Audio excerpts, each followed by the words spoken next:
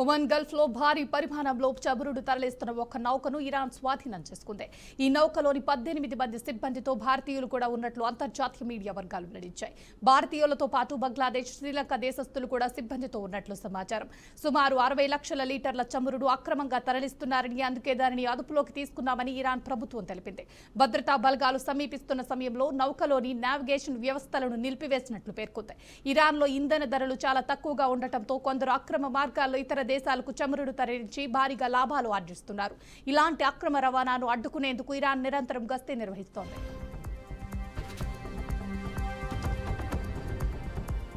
కాగా 2 రోజుల క్రితం వెనిజువెలా తీరంలో ఇరాన్కు చెందిన ఒక ఆయిల్ ట్యాంకర్ను అమెరికా సీజ్ చేసింది.